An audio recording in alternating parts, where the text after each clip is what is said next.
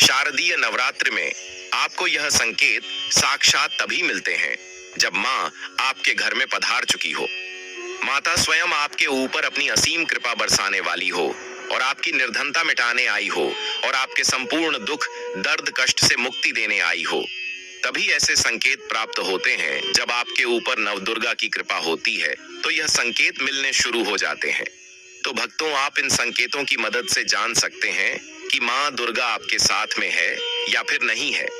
भक्तों, कई लोगों के प्रश्न होते हैं और उनके मन में यह जानने की आशा होती है कि हम पूजा पाठ व्रत तो करते हैं, लेकिन हमें यह नहीं पता कि माता हमसे परेशान है या नहीं है, माता घर में आई है या नहीं आई है।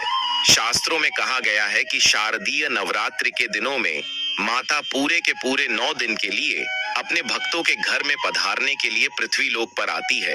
तो क्या हम भक्तों यह जान सकते हैं कि माता हमारे घर में पधारी है या नहीं है?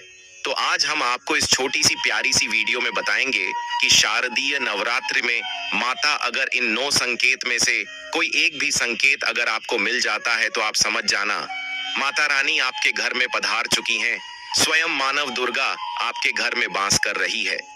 पूज्य गुरुजी ने शास्त्रों के अनुसार अपनी माता रानी की कथा में बताया है कि भक्तों, शारदीय नवरात्रि के पावन दिनों में जब माँ दुर्गा अपनी कृपा दृष्टि किसी घर परिवार पर बरसाती हैं, तो वे अपने आगमन के अद्भुत संकेत भी देती हैं, जिन्हें हर कोई नहीं देख पाता। केवल वही भाग्यशाली भक्त देखते हैं जो सच्चे मन से माता की भक्ति करते हैं। भक्तों, इस बार की शादी नवरात्रि बहुत ही विशेष और शुभ फलदायी मानी गई है, क्योंकि इस बार माता रानी अपने बहन सिंह पर नहीं बल्कि हाथी पर सवार होकर पृथ्वी लोक पर पधार चुकी हैं। भक्तों, शास्त्रों में स्पष्ट उल्लेख मिलता है कि माँ दुर्गा अपने सच्चे भक्तों को कभी अकेला नहीं छोड़ती। वे हमेशा उनके साथ रहती हैं और समय समय पर अपने दिव्य आशीर्वाद के रूप में संकेत प्रकट करती हैं। यह संकेत केवल पुराणों या प्राचीन काल तक सीमित नहीं है, बल्कि आज के आधुनिक युग में भी उतने ही सत्य और प्रभावी हैं। जब कोई भक्तों पूरे समर्पण, भक्ति और निष्कलंक हृदय से माता की आराधना करता है, तो माँ नव दुर्गा स्वयं उसके घर आंगन में विराजमान होकर उसे अपनी उपस्थिति का आभास कराती हैं। ऐसे पावन क्षणों में घर का वातावरण स्वतः ही बदल जाता है। नकारात्मकता समाप्त होकर सकारात्मक ऊर्जा का संचार होने लगता है और भक्तों के जीवन की सभी बाधाएं धीरे धीरे दूर होने लगती हैं। माँ के ये अदृश्य आशीर्वाद भक्त को यह एहसास कराते हैं कि उसकी प्रार्थना सुन ली गई है और अब जीवन में सुख, शांति और समृद्धि का नया अध्याय शुरू होने वाला है। तो चलिए भक्तों, अब हम आपको बता देते हैं कि वह कौन से संकेत हैं जो माता देती हैं। हमें समझना बहुत ही जरूरी है, तभी हमें माता के होने का एहसास होगा। लेकिन इससे पहले जान लेते हैं कि शारदीय नवरात्रि आरंभ कब से हो रही हैं, कब समाप्त होंगे, कलश स्थापना का शुभ मुहूर्त क्या है, पूजा पाठ व्रत कैसे करना है। उसके बाद हम आपको बड़ी से बताएंगे कि वह कौन से संकेत है जो माता अवश्य ही अपने भक्तों को देती है। भक्तों, इस वर्ष शारदीय नवरात्रि प्रारंभ होगी 22 सितंबर 2025 सोमवार से और समाप्त होगी 2 अक्टूबर 2025 गुरुवार को, जिसका समापन विजयदशमी नवरात्रि का पारण और माँ दुर्गा का विसर्जन इसी दिन होगा। कलश घट स्थापना या घट स्थापना का शुभ मुहूर्त है 22 सितंबर 2025 की सुबह 6:09 से लेकर 8:06 तक। नवरात्रि का पारण, उपवास का समापन और माता का विसर्जन भी 2 अक्टूबर 2025 की सुबह 6:15 के बाद किया जा सकेगा। शास्त्री भी कहते हैं कि शुभ मुहूर्त में पूजा पाठ करने से हमेशा ही लाभ की प्राप्ति होती है, इसलिए जो भी शुभ मुहूर्त है आप उसी के दायरे में पूजा पाठ करें, बहुत ही शुभ रहेगा। माता रानी अवश्य ही प्रसन्न होंगे। चलिए हम आपको यह भी बता देते हैं कि वह किस प्रकार से करना है, क्या नियम है, क्या विधान है। जानेंगे सब कुछ, तो वीडियो के अंत तक आपको बने रहे। भक्तों, शारदीय नवरात्रि एक ऐसा पावन पर्व है जिसमें माँ दुर्गा के 9 स्वरूपों की आराधना कर भक्त उनके कृपा प्रसाद के अधिकारी बनते हैं। नवरात्रि की पूजा आरंभ करने से पहले सबसे महत्वपूर्ण होता है घर और मन की संपूर्ण शुद्धि करना, क्योंकि माता वहीं निवास करती हैं जहां स्वच्छता और सात्विकता होती है। घर की धूल मिट्टी जाले हटाकर, टूटे फूटे सामान की मरम्मत करके और रसोई को स्वच्छ बनाकर हम मां अन्नपूर्णा और मां दुर्गा का स्वागत करते हैं। मुख्य द्वार को तोरण, आम्र पल्लव और रंगोली से सजाकर हम माता को अपने द्वार पर बुलाते हैं और पूजा घर की धुलाई करके, गंगा जल से छिड़काव करके और देवी देवताओं की प्रतिमाओं को स्नान कराकर हम आध्यात्मिक वातावरण तैयार करते हैं। नवरात्रि का प्रथम दिन घट स्थापना का होता है। इस दिन सुबह शुभ मुहूर्त में चौकी पर लाल या पीले कपड़े का आसन बिछाकर उस पर कलश स्थापित किया जाता है। कलश में गंगा जल, मौली, सुपारी, सिक्के और आम के पत्ते डालकर ऊपर नारियल रख दिया जाता है, जिसे लाल चुनरी से सजाया जाता है। यही कलश सृष्टि और सभी देवी देवताओं का प्रतीक होता है। माता की प्रतिमा या चित्र को चौकी पर स्थापित कर उसे चुनरी ओढ़ाई जाती है। फिर सिंदूर, रोली, अक्षत और फूल चढ़ाए जाते हैं। धूप दीप जलाकर एयूएम दुम दुर्गायै नमः और एयूएम ऐन ह्रीं क्लीं चामुंडाय विच्छे जैसे मंत्रों का जप किया जाता है। नवरात्रि के 9 दिनों में मां दुर्गा के 9 स्वरूपों की आराधना की जाती है। प्रथम दिन शैलपुत्री, द्वितीय दिन ब्रह्मचारिणी, तृतीय दिन चंद्रघंटा, चतुर्थ दिन कूष्मांडा, पंचम दिन स्कंद माता, षष्ठम दिन कात्यायनी, सप्तम दिन कालरात्रि, अष्टम दिन महागौरी और नवम दिन सिद्धिदात्री। हर दिन अलग अलग पुष्प और भोग अर्पित करने का विधान है, जैसे दूध, गुड़, मिश्री, फल, खीर और हलवा, क्योंकि भोग केवल भोजन नहीं होता बल्कि हमारे प्रेम और समर्पण का प्रतीक होता है। पूजा करते समय नियमों का पालन बहुत जरूरी है, जैसे सात्विक आहार, मांसाहार और नशे का त्याग, ब्रह्मचर्य का पालन और अखंड ज्योति का प्रज्वलित रखना। प्रतिदिन आरती करने से वातावरण पवित्र होता है और घर में सकारात्मक ऊर्जा का संचार होता है। नवरात्रि के अंतिम दिन यानी नवमी या दशमी को मां दुर्गा का विसर्जन किया जाता है और उसी दिन कन्या पूजन का विशेष महत्व होता है, जिसमें 9 छोटी कन्याओं को देवी स्वरूप मानकर भोजन, वस्त्र और दक्षिणा दी जाती है। विसर्जन के समय भक्त माता से प्रार्थना करते हैं कि जैसे इस बार वे हमारे घर आईं, वैसे ही हर बार हमारे जीवन में पधारें और हमें शक्ति, शांति, समृद्धि और सुख प्रदान करें।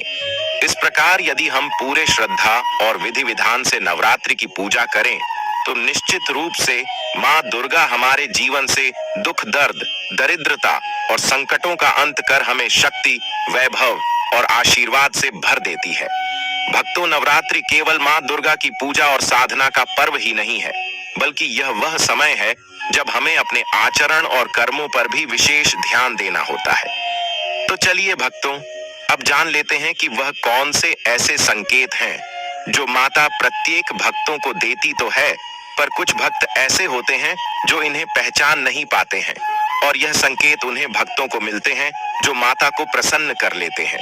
तो आपसे निवेदन है कि आप इस जानकारी को तो बड़े ध्यान पूर्वक की सुनना, तभी आपको अच्छे से समझ में आएगा कि माता घर में पधार चुकी है या नहीं पधारी है। आप पूजा पाठ तो कर लेते हैं, पूरे दिन का व्रत रख लेते हैं, लेकिन इन संकेतों को पहचानना समझना भूल जाते हैं। तो हम आपको आज उन्हें संकेतों के बारे में बताने वाले हैं जो कि शास्त्रों में बिल्कुल स्पष्ट लिखे हुए हैं। तो चलिए जान लेते हैं कि वह कौन से संकेत हैं जो माता नवरात्रि के दिनों में देती है। नंबर 1, अखंड दीपक का निरंतर जलना। भक्तों, शास्त्रों में कहा गया है कि दीपक केवल साधारण ज्योति नहीं है, बल्कि यह स्वयं मां दुर्गा की शक्ति का प्रतीक है। यदि नवरात्रि के दिनों में आपके घर का अखंड दीपक बिना किसी रुकावट के लगातार जलता रहे, चाहे अगर तुम्हारे अकाउंट में 23 रुपए भी है ना, फिर भी सरकार से तुम्हें 10 ज्योति बुझने न पाए, तो यह साधारण बात नहीं है। यह मां का दिव्य संदेश होता है कि उन्होंने आपके घर को अपनी पवित्र ऊर्जा से घेर लिया है। ऐसा दीपक केवल प्रकाश ही नहीं देता, बल्कि वह घर की समस्त नकारात्मकता को दूर कर सुख, शांति और समृद्धि का मार्ग खोलता है। अब चलिए जान लेते हैं दूसरे संकट के बारे में। घर में सुखद सुगंध का फैलना। कभी कभी नवरात्रि में ऐसा होता है कि बिना किसी अगरबत्ती, धूप या इत्र के आपके घर में अचानक से एक पवित्र और मन को मोह लेने वाली सुगंध फैलने लगे। यह सुगंध फूलों जैसी, चंदन जैसी या कभी कभी ऐसी होती है जो आपने पहले कभी महसूस ही न की हो। शास्त्र कहते हैं कि यह माँ दुर्गा की उपस्थिति का सबसे सुंदर संकेत है, क्योंकि माता जहां भी पधारती हैं, वहां दिव्य सुगंध का वास होता है। यह सुगंध हमें यह अनुभव कराती है कि अब माँ हमारे हर कार्य पर अपनी दृष्टि रख रही हैं। तीसरा संकेत, देवी के स्वरूप का स्वप्न में आना। नवरात्रि में अगर भक्त को नींद के दौरान माँ का स्वरूप, मंदिर का दृश्य, चुनरी, त्रिशूल या उनके वाहन सिंह के दर्शन हो, तो यह केवल सपना नहीं होता, बल्कि माँ का साक्षात आशीर्वाद होता है। ऐसा स्वप्न हमें यह भरोसा दिलाता है कि हमारी प्रार्थनाएं सुनी गई हैं और अब देवी स्वयं हमारे जीवन के हर संघर्ष को समाप्त करने का संकल्प ले चुकी है। जब भक्त सुबह उठकर ऐसे स्वप्न को याद करता है, तो उसके हृदय में अपार शांति और शक्ति का संचार हो जाता है। चौथा संकेत, पूजा स्थान में नारियल या चुनरी का हिलना। यदि पूजा के समय या आरती के दौरान बिना किसी हवा के नारियल, चुनरी, फूल या माता का श्रृंगार हल्के से हिलने लगे, तो इसे केवल संयोग न माने। यह माता की उपस्थिति का जीवंत संकेत है। शास्त्र कहते हैं कि जब भक्त पूरी श्रद्धा से माँ की आराधना करता है, तो देवी स्वयं वहां उपस्थित होकर उस श्रद्धा का उत्तर देती हैं। यह हिलना हमें यह अनुभव कराता है कि माँ हमारी हर भक्ति को स्वीकार कर रही है। पांचवा संकेत, घर में तितलियों या चिड़ियों का आगमन। नवरात्रि के पावन दिनों में यदि आपके घर के आंगन या पूजा स्थल पर अचानक तितलियां, गौरैया या अन्य पक्षी आकर बैठने लगें, तो यह साधारण बात नहीं है। यह संकेत है कि माता ने आपके घर को पवित्र स्थल बना दिया है। पक्षियों और तितलियों का इस प्रकार से आना माँ की दिव्य ऊर्जा का प्रकटीकरण है। ये जीव जंतु देवी का संदेश लेकर आते हैं कि अब आपके घर में शुभता और सौभाग्य का प्रवेश हो चुका है। छठ संकेत, हर समय शांति और सकारात्मक ऊर्जा का अनुभव होना। अगर नवरात्रि में आपके घर का वातावरण अचानक बदल जाए, जहां पहले तनाव, कलह या असंतोष का माहौल था और अब वहां शांति, प्रेम और सकारात्मकता का संचार होने लगे, तो समझ लीजिए माँ आपके घर में पधार चुकी हैं। यह परिवर्तन किसी बाहरी कारण से नहीं होता, बल्कि देवी की कृपा से हर मन शांत और प्रसन्न हो जाता है। जब घर में माँ की उपस्थिति होती है, तो हर दिशा से सिर्फ सकारात्मक ऊर्जा बहने लगती है। सातवां संकेत, भजन या पूजा के समय रोमांच और भाव विभोर होना। जब आप माता की आरती या भजन करते हैं और अचानक आपके शरीर में रोमांच हो, आंखों में आंसू आ जाए या हृदय अत्यधिक भाव विभोर हो जाए, तो यह भी देवी की कृपा का अद्भुत संकेत है। यह रोमांच कोई सामान्य अनुभूति नहीं, बल्कि माता का आशीर्वाद है, जो हमें यह विश्वास दिलाता है कि वे हमारे समीप खड़ी होकर हमारी भक्ति सुन रही हैं। आठवां संकेत, जो कि माता हर वक्त को नवरात्रि के दिनों में जरूर ही देती है, अचानक संकट का टल जाना। अगर नवरात्रि में आपके जीवन का कोई बड़ा संकट अचानक बिना अधिक प्रयास के टल जाए, तो समझ लीजिए यह केवल माँ की कृपा से हुआ है। यह संकेत हमें यह बताता है कि माँ ने अपने भक्त का हाथ थाम लिया है और उसके जीवन में आने वाले हर तूफान को शांत कर दिया है। ऐसे समय पर भक्त का विश्वास और भी गहरा हो जाता है। नवा और आखिरी संकेत, पूजा में अर्पित फूल का ताजा रहना। शास्त्रों में कहा गया है कि यदि नवरात्रि में चढ़ाए गए फूल कई दिनों तक बिना मुरझाए ताजा बने रहें, तो यह माँ की उपस्थिति का साक्षात प्रमाण है। साधारण फूल जल्दी ही मुरझा जाते हैं, लेकिन जब माँ अपने भक्त से प्रसन्न होती हैं, तो वे उन फूलों को भी अपनी ऊर्जा से जीवंत बनाए रखती हैं। यह संकेत है कि माता ने आपकी भक्ति को स्वीकार कर लिया है। इसी के साथ अगर घर में दीपक या धूप बत्ती में देवी का स्वरूप दिखना, कभी कभी भक्तों को दीपक की लौ या धूप के धुएं में माँ का स्वरूप, ओम का चिन्ह, त्रिशूल या अन्य दिव्य प्रतीक दिखाई देने लगते हैं। यह सर्वोच्च संकेत है कि माँ आपके समीप खड़ी होकर आपको आशीर्वाद दे रही है। यह अनुभव भक्त के जीवन को पूरी तरह बदल देता है और उसे यह अनुभव होता है कि वह वास्तव में माँ के दिव्य सान्निध्य में है।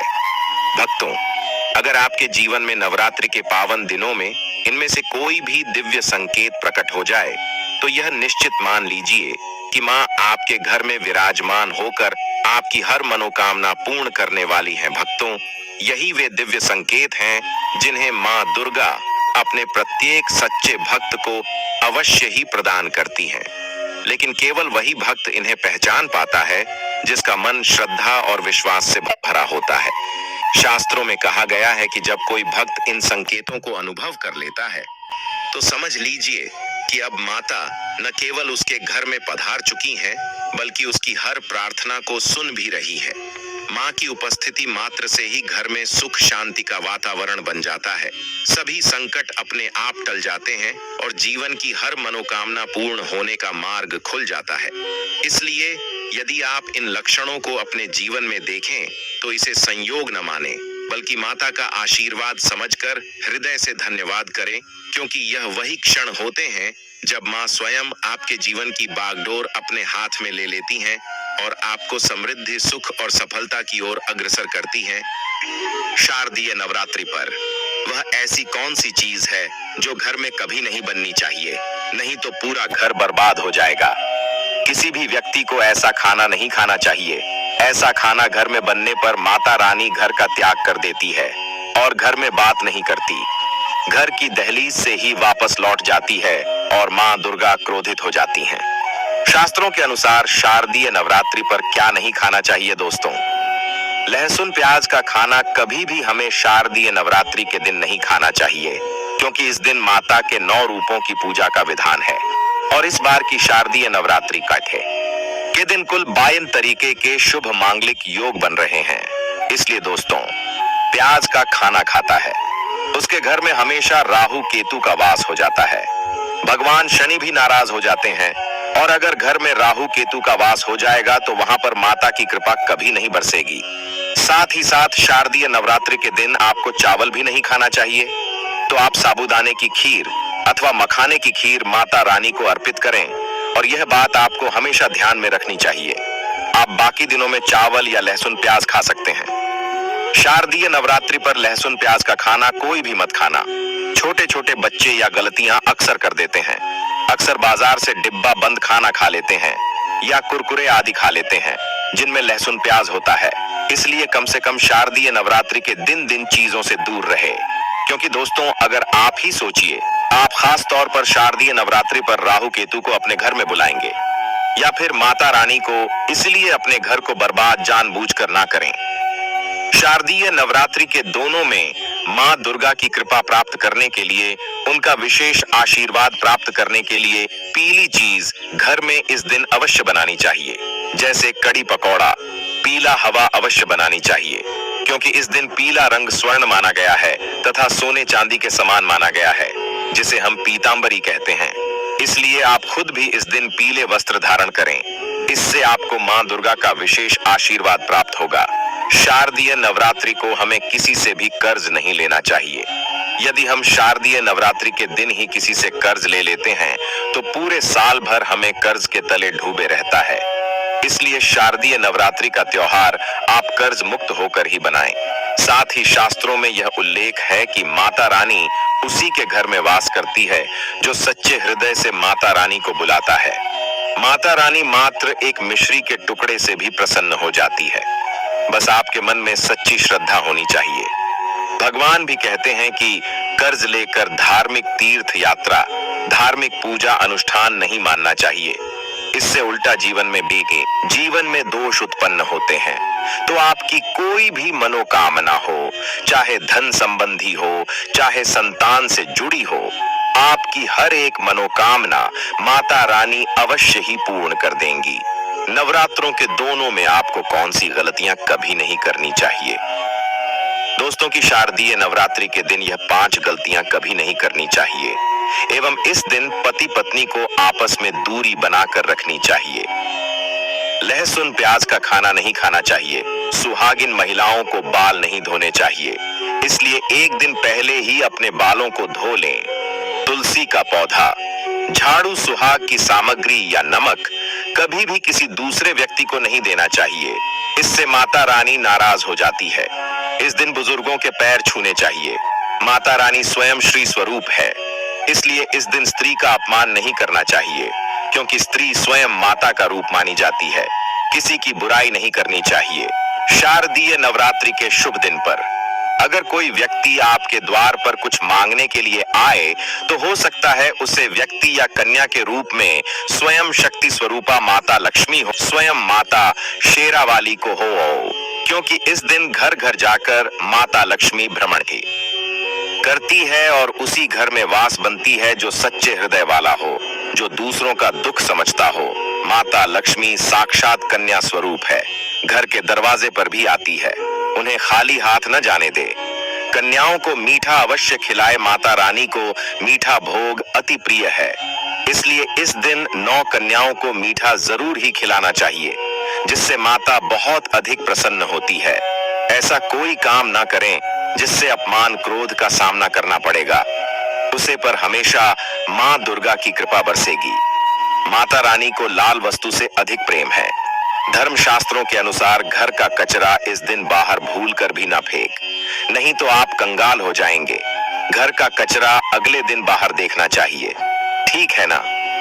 अब देखिए दोस्तों, ही समाप्त हो जाता है और घर में सकारात्मक ऊर्जा का वास होता है। जिस घर में गाय होती है उसे घर से स्वयं वस्तु दोस्त और हमेशा के लिए समाप्त हो जाते हैं, क्योंकि गाय को माता लक्ष्मी का ही रूप माना गया है। गाय के शरीर पर 33 करोड़ देवी देवताओं का वास होता है और माता के 9 रूप भी गौ माता के ऊपर विराजमान है। इसीलिए ध्यान रखें, गाय को कभी भी मारना पीटना नहीं चाहिए, नहीं तो घर में दर्द देवता का है वास हो सकता है। गौ माता को नवरात्रि के दिनों में रोज रोटी खिलाना चाहिए। कोशिश करें कि रोजाना ताजी रोटी बनाकर गाय को खिलाएं। अगर रोटी किसी कारणवश जाए तो उसे अगले दिन ना दें, क्योंकि यह बासी मानी जाती है।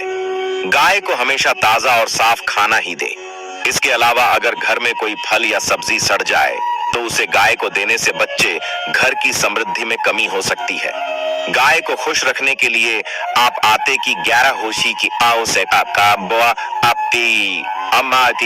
की 11 लोहिया बनाकर उनके ऊपर हल्दी लगाकर नवरात्रि के दिनों में गाय को खिलाएं। ऐसा करने से आपके सारे काम आसान होंगे और जीवन में सुख समृद्धि आएगी। गाय के चरणों को स्पर्श करें, इससे आपके सभी दुख दर्द कष्ट माता रानी की कृपा से हमेशा के लिए दूर हो सकते हैं। अगर संभव हो तो गाय की 7 बार परिक्रमा नवरात्रि के दिनों में जरूर करें। यह आपके जीवन में सफलता और खुशियों का संचार करेगा। जब भी गाय को उसने हल्दी या थोड़ा घी डाल सकते हैं और रोटी को खाली ना दे। आपके जीवन में शुभ फलों की प्राप्ति का कारण बनेगा।